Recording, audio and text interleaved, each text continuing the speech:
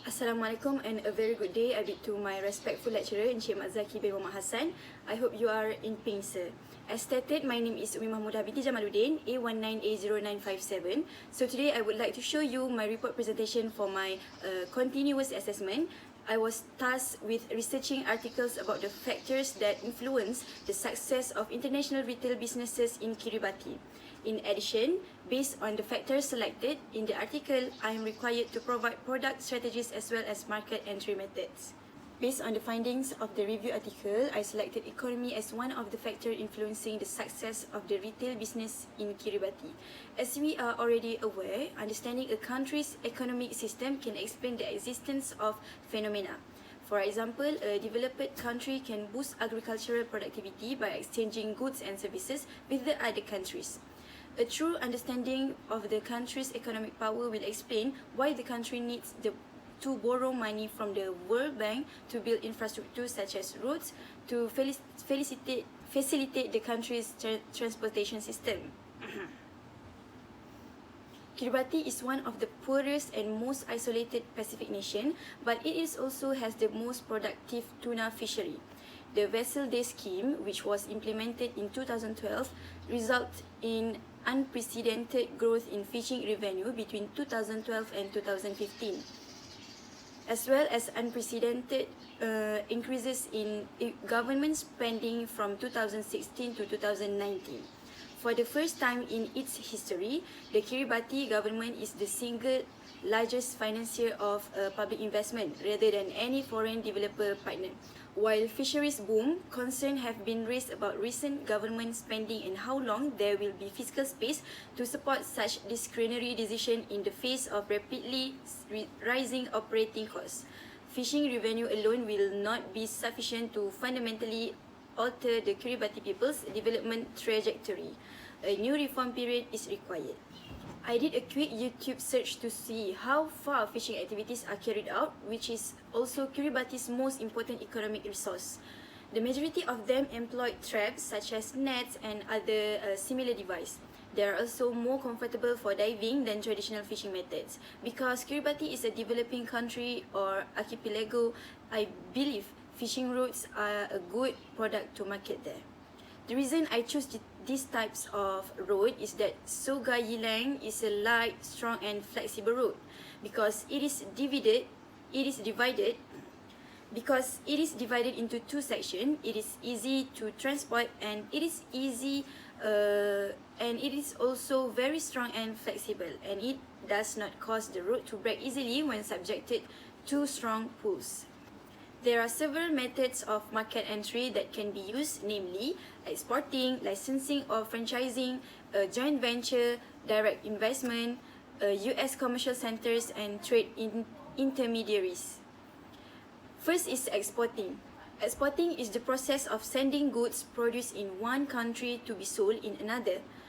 Exporting is low-risk strategy that many businesses find appealing for a variety of reasons.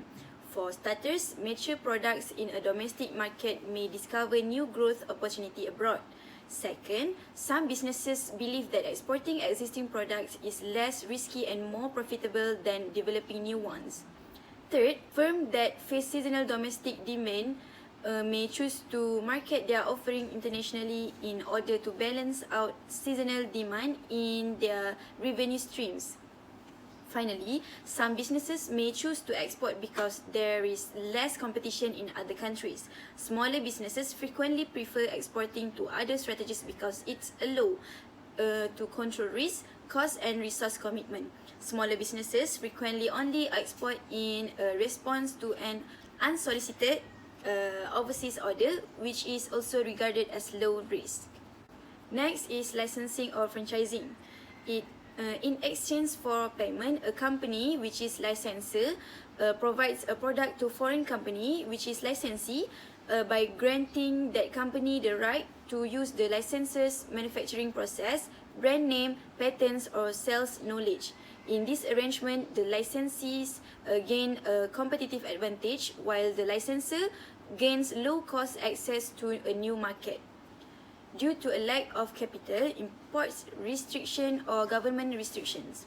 This is frequently the only way for a company to market internationally. This method does have some drawbacks, and it is usually the least profitable way to enter a foreign market, and it requires a long-term commitment. Furthermore, if a licensee, which is franchise, fails to successfully reproduce a licensed product, or if the licensee market licensed product ineffectively, the original product's brand image may be harmed. Next is joint ventures. A joint venture is a collaboration between a domestic and a foreign company. Both partners put money into the venture, share ownership and control. Typically, the foreign partner provides market knowledge, business connection and networks, and access to other in-country business elements such as real estate and regulatory compliance.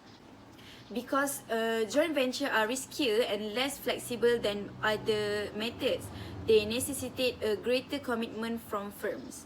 Joint venture may provide tax benefit in many countries, particularly in countries where foreign-owned businesses are taxed and a higher rate than locally owned businesses. Fourth is direct investment. Multinational corporations may choose to engage in full-scale production and marketing in another country by investing directly in wholly owned subsidiaries. In contrast to the previous method of entry, this type of entry results in a company directly owning manufacturing or marketing subsidiaries in another country. Because they are literally in the marketplace, firms can compete more aggressively abroad. However, because the subsidiary in charge of all marketing activities in a foreign country, this method necessitates a significantly larger investment. It's also a risky strategy because it necessitates a true understanding of foreign business conditions and customs. Furthermore, these centers provided resources to promote the export of US goods and services abroad. The commercial center does this by familiarizing US firms with industries, markets, and customs in other countries. US commercial centers provide the following service, which is business facilities, translation, and clerical services, a commercial library with legal information, and assistance with contracts and export-import arrangement. They also facilitate contact between buyer, seller, banker, distributor, and governmental official. These resources represent a low-risk way to gain information and familiarity about new overseas markets. Last but not least is trade intermediaries. If a company lacks the resources or expertise to enter a foreign market, it can hire trade intermediaries who have the necessary contact and relationships. These enterprising middlemen typically buy US-made goods at a price lower than the manufacturer-based discount and resell them in foreign markets. I think that's all for my report presentation today. Please accept my apologies if the result of my research do not meet the specified scoring rubric. But I'm hoping that the time and effort I'm putting into the ongoing assessment will help me score higher. Sir, I appreciate you taking the time to observe and evaluate my work. Have a wonderful day and thank you.